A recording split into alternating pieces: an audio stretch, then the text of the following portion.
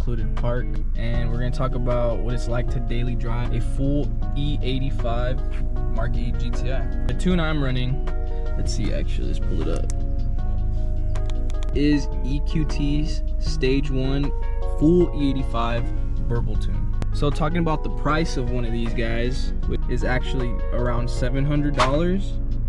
And when you get the preloaded tune from EQT is around $225. This whole package deal pretty up close to $1,000, if not $1,000. This tune can only run full 85. I know there's a couple comments asking if you could run a mixture. No, this one is strictly full E85. So for those who don't know what E85 is, I'm just reading this straight off of Google. Actual definition is it's an abbreviation typically referring to an ethanol fuel blend of 85% ethanol fuel and 15% gasoline.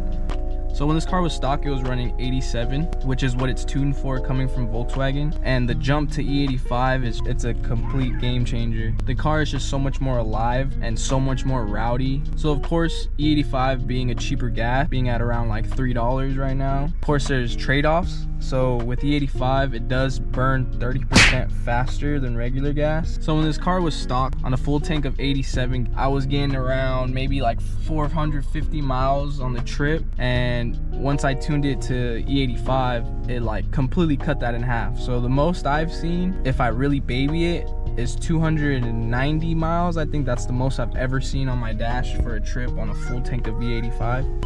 And with this tune, if you guys watch one of my earlier videos, I talked about the full 85 and then the upgraded fueling on the Mark 8. That's what gives you the benefit to run full 85 straight out the box, straight from the dealer. So when I first got this car, gas was around $5. So I knew getting this tune was the first thing I wanted to do. I need my phone. I'm actually gonna put you guys on game right now.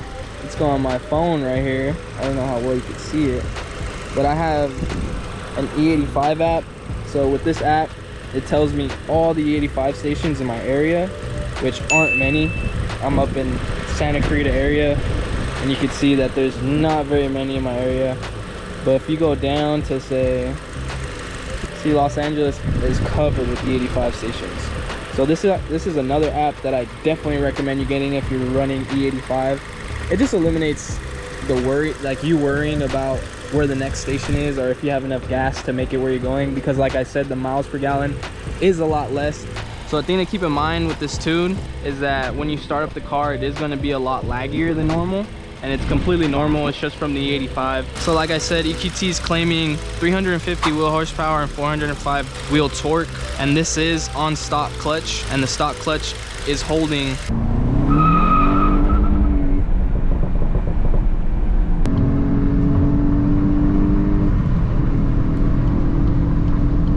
pretty well, actually. I haven't had any problems with the stock clutch slipping or any signs of slippage. So, and I've been running this tune for maybe 8 months now. So I was getting comments about people asking if I was running a flex fuel kit. I am not. I am just on a flash tune from EQT. It isn't a custom tune either. So the flex fuel kit, if you have the extra money to get it, I would recommend getting it just because it eliminates the hassle of having to take the flash off to run regular gas and then reflashing it to put E85 back in here.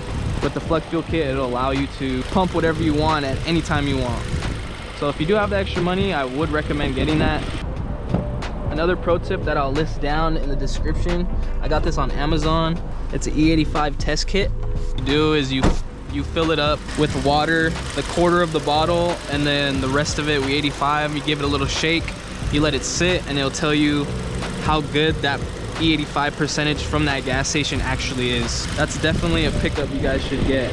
So this is the Burble tune, which the Burbles do sound nice, but from inside the cabin, it's actually really quiet. You actually like have to really listen or really get the car warmed up to hear the pops and bangs from this thing.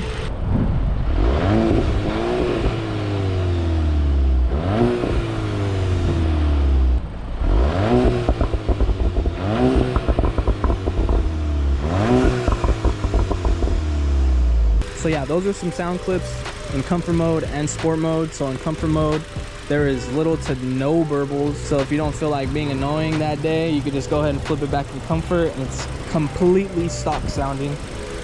Which even in sport mode, it still sounds really stock, just because it is stock downpipe. It still has all the mufflers, stock exhaust.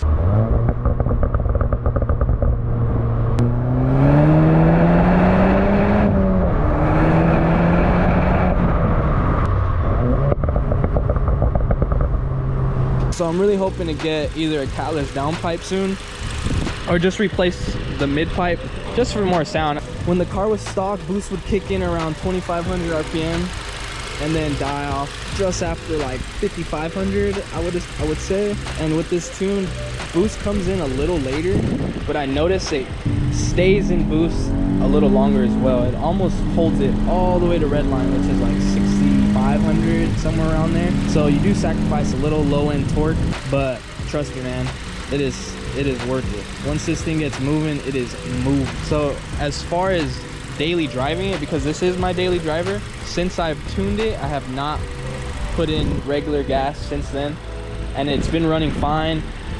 It drives like stock around town, but once you get into boost threshold, man, that shit moves. It just goes. If you want a tune that really sheds your money on tires, this is it, man. Pretty much second gear is useless. So oil changes on this thing, you really want to stay up to date on your maintenances, especially if you're running full 85. So from what I understand, it just dries out your engine a lot faster. So you want to stay up to date on your maintenances and change your oil at least between 3,000 to 5,000 miles, and you'll be solid, man. Also change your sparks every 15 to 20,000 miles. But I am running liquid moly on ODub 20 right now. It is almost about that time to change my oil again, so I did step it up to 5-dub 40 just to get a thicker oil in the engine. You don't have to step it up, but it is recommended from other people I hear from who run big turbos or who are on full 85. It just gives you a thicker oil, so you don't really have to worry about much. Then again, I'm not a car genius or anything, so I don't really know the complete facts around that. So I have noticed that my brake calipers have been feeling a little bit warped lately, man, so I definitely haven't been pushing the car how I used to. So I'm gonna get those fixed really soon, and then I'll be comfortable enough to start ripping it again. I really want to take it to some roll nights, but not until we get this car nice and safe to really push it, you know what I mean? I hope this video was helpful to anybody who wants to run full 85 in their Mark 8, because it is truly a cheat code. This car is amazing how it performs. It's a 4-banger, man. It's one of the most hated cars. On E85, this thing's just a V8 killer. I haven't really got to test that theory. I have teased some 392s out there, some scat packs, but none of them want to take the bait, man.